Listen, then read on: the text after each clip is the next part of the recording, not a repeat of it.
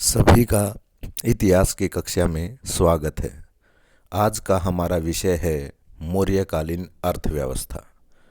पिछले लेक्चर में हमने मौर्यकालीन प्रशासनिक व्यवस्था के बारे में डिस्कस किया था। आज हम मौर्यकालीन अर्थव्यवस्था के बारे में चर्चा करेंगे। मौर्यकालीन अर्थव्यवस्था कृषि, पशुपालन तथा वाणिज्य एवं व्यापार पर आधारित थी। इस काल में आर्थिक विकास बहुत तेजी से हो रहा था। बड़े स्तर पर लोहे के उपकरणों के प्रयोग से कृषि के विकास में तेजी आ गई थी।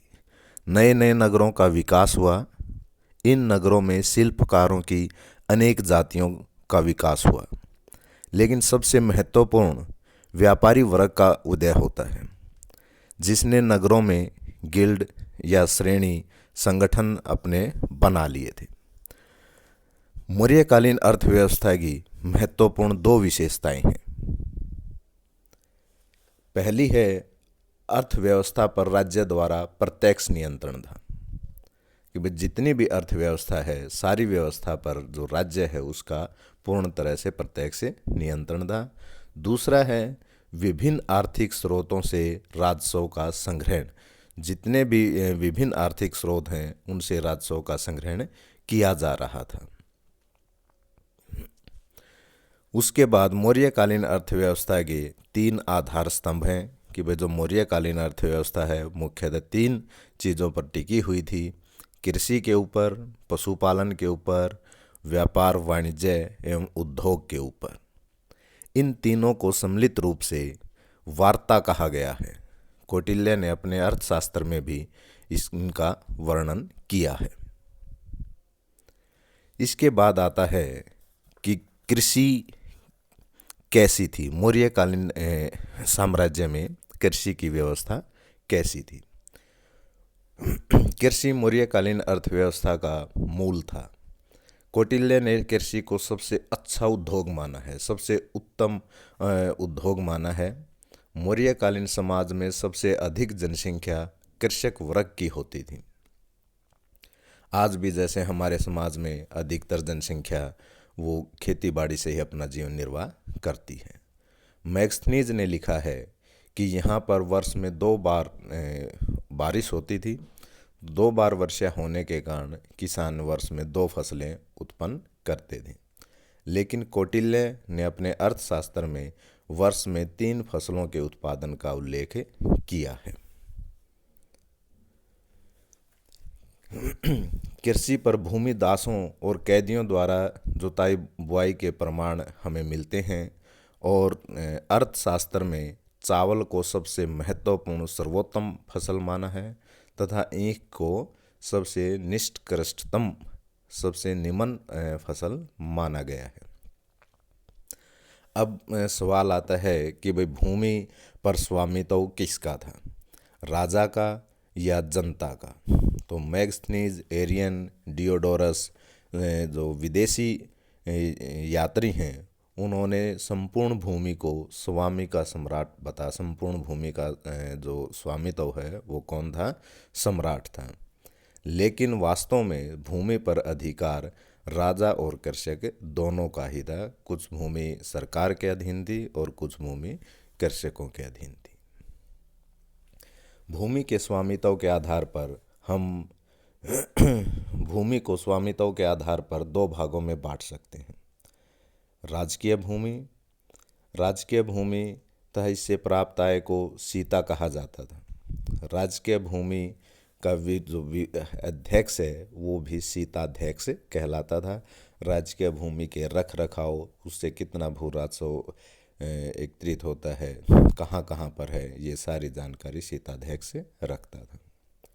अर्थशास्त्र में हल से जोतकर उत्पन्न किए गए पदार्थ को भी सीता कहा जाता है कि भाई जो भूमि पर हल चलाकर जो उत्पादन होता है उसको भी सीता कहा गया है। इस प्रकार की जो भूमि है, जो राजकीय भूमि है, उस पर भी 2 प्रकार के जो कृषक हैं वो नियुक्त किए जाते थे। नंबर 1, अर्धबटेया। ये कृषक राजकीय भूमि पर अपने बीज, बैल तथा उपकरण आदि से खेती करते थे। उनको अर्धबटेया कहा गया है, जो अपने बीज, बैल और उपकरण से खेती करते थे। ऐसे किसानों को उपज का 1/2 भाग प्राप्त होता था और 1/2 भाग भू राजस्व के रूप में राज्य को देना पड़ता था। दूसरे प्रकार हैं स्ववीर्योजीवी। इन कृषकों को राज्य द्वारा बैल, बीज व कृषि उपकरण मुहैया करवाए जाते थे। इन्हें उपज का 2/3 लगभग 66% या 3/4 लगभग 75% भू राजस्व के रूप में राज्य को देना पड़ता था और स्वयं 1/4 या 1/3 अंश से प्राप्त होता था। दूसरी है निजी भूमि। अर्थशास्त्र में भूस्वामी को अक्षेत्रक कहा गया है। किसान स्वयं खेती न कर पाने की स्थिति में अपनी भूमि को खेती करने के लिए काश्तकार को दे सकता था। अर्थशास्त्र में उसे उपवास या उपवश भाड़ेदार कहा गया है, जो किसी दूसरे की भूमि पर स्वयं खेती करता था। निजी भूमि से प्राप्त आय भाग कहलाती थी। कौटिल्य ने अर्थशास्त्र में 10 प्रकार की भूमियों का उल्लेख किया है, जिनमें से कुछ महत्वपूर्ण यहाँ पर मैंने दिखाई हैं। जैसे कृष्ट भूमि है, जुती हुई भूमि, जो भूमि जोती गई है, जो कृषि योग्य भूमि है, कृष्ट भूमि कहलाती थी। अकृष्ट, बिना जुती हुई भूमि, जिसमें जोता नहीं गया है, जिसको अकृष्ट भूमि कहलाती है। स्थल भूमि, ऊंची भूमि होती थी। देवमात्रक, सिर्फ वर्षा द्वारा खेती पर निर्भर ऐसी भूमि जिसमें बारिश होने पर फसल होती थी, देवमात्रक कहा गया है। अदेवमात्रक वह भूमि जिसमें बिना बारिश के भी अच्छी खेती हो सकती है, कृत्रिम सिंचाई के द्वारा खेती की जा सकती है, अदेवमात्रक भूमि कहा गया है। विविध चरागा भूमि को कहा गया है। अकाल, मैगस्थनीज लिखता है कि भारत में अकाल नहीं पड़ते थे और कभी भी खाद्यान्नों की कमी नहीं होती थी, लेकिन अर्थशास्त्र और मौर्यकालीन अभिलेख हैं, सोहगोर या महास्थान के अभिलेख, उनमें अकाल पड़ने तथा अकाल की स्थिति में राज्य द्वारा तात्कालीन राहत प्रबंधन के उपायों की चर्चा हमें देखने को मिलती है। तो इससे लगता है कि भाई उस समय पर अकाल पड़े होंगे और चंद्रगुप्त मौर्य भी अकाल पड़ने पर दक्षिण में चले गए थे और वहाँ पर कर्नाटक में श्रावणबेलगोला में सुलेखना विधि द्वारा अपने प्राण त्याग दिए थे। सिंचाई व्यवस्था। कृषि अर्थनीति की सफलता मुख्य रूप से सिंचाई व्यवस्था पर निर्भर रहती है। अगर बारिश नहीं हो तो सिंचाई के बिना कृषि संभव नहीं है। अतः सिंचाई का बहुत ज़्यादा योगदान रहता है और अर्थशास्त्र में सिंचाई के विषय को सेतु कहकर संबोधित किया गया है। सेतु मतलब सिंचाई। तो सिंचाई 2 प्रकार की होती थी। सहोदय सेतु, प्राकृतिक स्रोतों की सहायता से सिंचाई करना। आहादोर्यक सेतु, आवश्यक जल कृत्रिम उपायों द्वारा अन्य स्थान से लेकर लाकर सिंचाई करना। तो सिंचाई में एक उदक भाग आता है कि वे कृषकों को राज्य द्वारा कृत्रिम सिंचाई प्रबंधन करने पर लिया जाने वाला जो जल कर है उसको उदक भाग कहा गया है। राज्य अपनी तरफ से कृत्रिम सिंचाई का प्रबंधन करता था, नहरों का निर्माण करता था, कुओं का निर्माण करता था, तो उनके लिए एक कर लिया जाता था जिसको उदक भाग कहा गया है और यह कर 1/5 से 1/3 वसूला जाता था। भू राजस्व तथा सिंचाई कर मिलाकर किसान को उपज का लगभग 1/2 भाग देना पड़ता था। चंद्रगुप्त मौर्य के समय सुदर्शन झील का निर्माण मौर्यों की वृहत सिंचाई परियोजना का परिणाम है। अब आता है कर व्यवस्था। अर्थशास्त्र में कुल 21 प्रकार के करों का उल्लेख मिलता है। आय के 7 महत्वपूर्ण साधनों को राज्य का आय रूपी शरीर बताया गया है और वो 7 महत्वपूर्ण जो स्रोत हैं, साधन हैं, उनमें है दुर्ग, राष्ट्र, खनि, सेतु, वन, ब्रिज एवं वनिक पथ। आगे अर्थ महत्वपूर्ण करों की सूची जो राज्य द्वारा वसूल की जाती थी, तो उसमें दुर्ग हैं, जो कि नगरों से जो आय प्राप्त होती थी उसको दुर्ग कर की सूची में शामिल किया जाता था। इसमें दंड है, मणिकर है, मदिरालयों से प्राप्त होने वाला कर है, कारागार है, मंदिर आदि से प्राप्त आय है। राष्ट्र, राष्ट्र शब्द देहात के लिए प्रयोग हुआ है और देहात तथा जनपद से प्राप्त आय वो राष्ट्र कहलाती थी। सेतु, फल फूल सब्जियों पर लिया जाने वाला कर सेतु कहलाता था। सीता, जो सरकारी भूमि से आय प्राप्त होती थी, सीता कहलाती थी। भाग, जो निजी भूमि से वसूल किया जाने वाला भू राजस्व था, वह भाग कहलाता था। बलि, धार्मिक भेंट के रूप में लिया जाने वाला कर होता था बलि। विष्टि, बेगार प्रथा, अर्थशास्त्र में सर्वप्रथम इसका उल्लेख किया गया है। विष्टि बिना वेतन के कार्य करवाया जाता था। हिरण्य, जब मनुष्य नगद के रूप में कर जमा करवाता था तो उसको हिरण्य कहा जाता था। दोनों तरह की व्यवस्थाएं थी। नगद के रूप में भी भू राजस्व अदा कर सकता था और अनाज के रूप में भी भू राजस्व जमा किया जा सकता था। तो जो नगद के रूप में भू राजस्व जमा किया जाता था उसको हिरण्य कहा जाता था। प्रणय, आपातकालीन कर होता था। अगर राज्य के ऊपर किसी आपातकालीन स्थिति बन जाती तो उस समय लोगों पर प्रणय नामक कर लिया जाता था। पिंड कर, ये संपूर्ण गांव पर सामूहिक रूप से कर लगाया जाता था। विविध पशुओं की रक्षा के लिए वसूला जाने वाला कर था। परिहीनक, राजकीय भूमि में पशुओं द्वारा हानि पहुंचाने पर लिया जाने वाला कर परिहीनक कहलाता था। सेना भक्तम, सेना के गुजरने वाले क्षेत्रों के निवासियों से तेल तथा चावल के रूप में लिया जाने वाला कर, जहाँ से सेना गुजरती थी उस क्षेत्र के निवासियों को सेना के लिए एक कर देना होता था तेल और चावल के रूप में, जिसको सेना भक्तम किया जाता है। चोर रज्जू, चौकीदारी या पुलिस कर। प्रवेश से आयात की वस्तुओं पर लगने वाला कर आयात कर प्रवेश से कहलाता था। निष्क्राम्य, जो वस्तुएं राष्ट्र से देश से बाहर भेजी जाती थी उन पर निष्क्राम्य नामक कर लगता था। शुल्क, सीमा शुल्क था। पोतो, माप तोल के साधनों को प्रमाणित करने पर लिया जाने वाला कर होता था।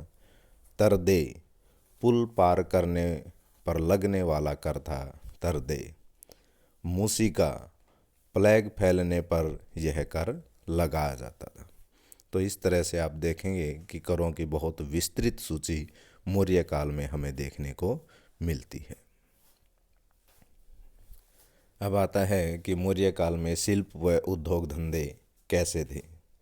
मौर्य काल में अधिकांश शिल्प उद्योगों पर राज्य का नियंत्रण था। वस्त्र उद्योग मौर्य काल का सबसे प्रमुख उद्योग था। अर्थशास्त्र में सूत उत्पादन को राजकीय उद्योग की संज्ञा दी गई है। सूत्राध्यक्ष सूत उत्पादन की व्यवस्था को देखता था। सर्वोत्कृष्ट सूती वस्त्र मदुरा, कलिंग और बंग से प्राप्त होता था। वस्त्र उद्योग महत्वपूर्ण वस्त्र थे जिनको विभिन्न नामों से पुकारा जाता था और वो कहाँ कहाँ से प्राप्त होते थे। जैसे दुक्कल है, श्वेत तथा चिकना वस्त्र जिसका निर्माण पेड़ों की छाल से किया जाता था। दुक्कुल, जो बंग, पुंडुर, असम से प्राप्त होता था। अक्सोम है, एक प्रकार का रेशमी वस्त्र कांसी और पुंडुर से प्राप्त होता था। पत्रोम है, पेड़ के पत्तों तथा रेशों से बना वस्त्र मगध और पुंडुर से प्राप्त होता था। कोसे है, कीमती रेशमी वस्त्र जो चीन भूमि से प्राप्त होता था। चीनीपट, चीन से आयात किया जाता था। रेशमी वस्त्र होता था और मलमल जो बंग से प्राप्त होती थी। उसके बाद खानों का महत्वपूर्ण योगदान है। कौटिल्य ने खान को कोष का प्रधान स्रोत बताया है कि खानों से प्राप्त आय वो राज्य के कोष के लिए सबसे महत्वपूर्ण है। आकाराध्यक्ष खान विभाग का अध्यक्ष होता था, जो खानों को चिन्हित करता था, कहाँ कहाँ पर खाने हैं, किस तरह से उनसे खनिज पदार्थ निकालना है, ये सारी व्यवस्था आकाराध्यक्ष से करता था। कौटिल्य ने समस्त खानों तथा खनिज पदार्थों और वन संपदा को राज्य के अधिकार में रखने का प्रावधान किया है।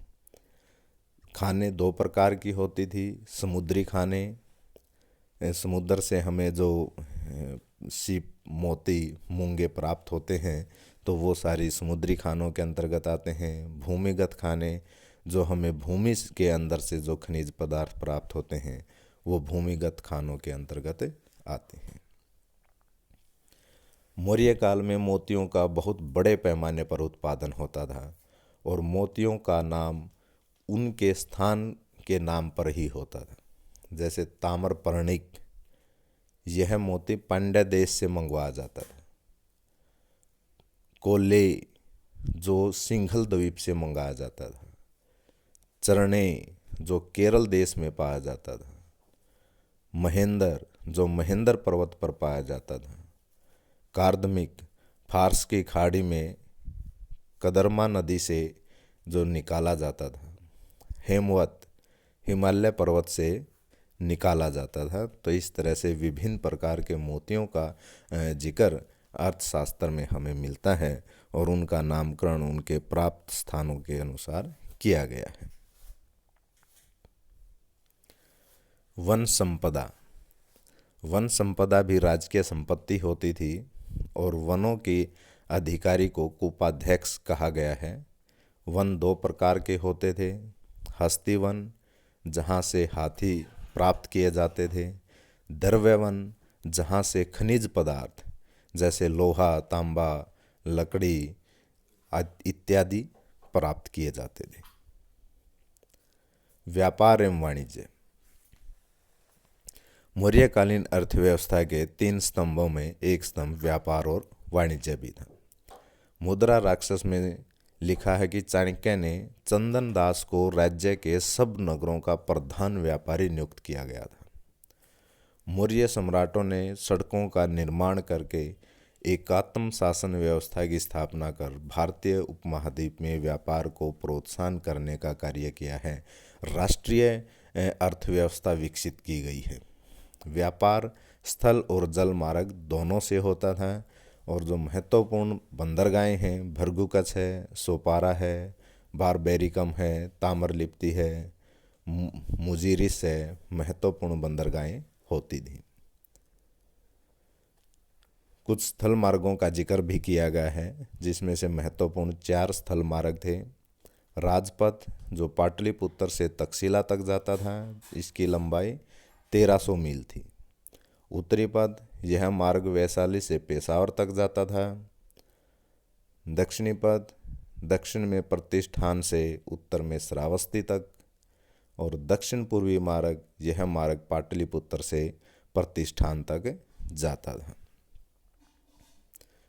इन मार्गों के माध्यम से राष्ट्रीय और अंतर्राष्ट्रीय स्तर का व्यापार किया जाता था। मौर्य शासकों ने व्यापार और वाणिज्य को नियंत्रण में रखने के लिए भी कुछ अधिकारियों की नियुक्ति कर रखी थी। जैसे पणाध्यक्ष है, वस्तुओं का मूल्य निर्धारित करता था कि किस वस्तु का क्या मूल्य होगा। समस्याध्यक्ष, जो बाजार पर निगरानी रखता था और बाजार से संबंधित सभी समस्याओं का निदान भी करता था। पोतवाध्यक्ष, माप तोल का अध्यक्ष होता था। शुल्काध्यक्ष, शुल्क वसूल करता था। नावाध्यक्ष, राज्य की नाव का प्रबंध करता था। मुद्रा प्रणाली, मौर्य काल में आहत मुद्राएं प्रचलित थी और गोरखपुर में, जहाँ पर प्राचीन पाटलिपुत्र नगर बसा है, सिक्कों का एक ढेर पाया गया है। इनको आहत मुद्राएं क्यों कहते हैं? क्योंकि ये ठप्पा मारकर बनाई जाती थी। इस कारण से इन मुद्राओं को आहत मुद्राएं कहा गया है और भारत की प्राचीनतम मुद्राएं हैं। इन सिक्कों के ऊपर कई तरह की आकृतियाँ अंकित होती थी, जैसे सूर्य है, षष्ठभुजी एक वृत्त है, तीर की नोक है, पर्वत है, या पहाड़ी पर मोर, कुत्ता या वृक्ष बना हुआ है, हाथी, बैल या खरगोश को पकड़ते हुए कुत्ता, गेंडा इत्यादि चिन्ह अंकित किए गए हैं। ये फोटो दिखाया गया है आहत सिक्कों का कि भाई आहत सिक्के किस तरह के होते थे, और ये चांदी के बने होते थे।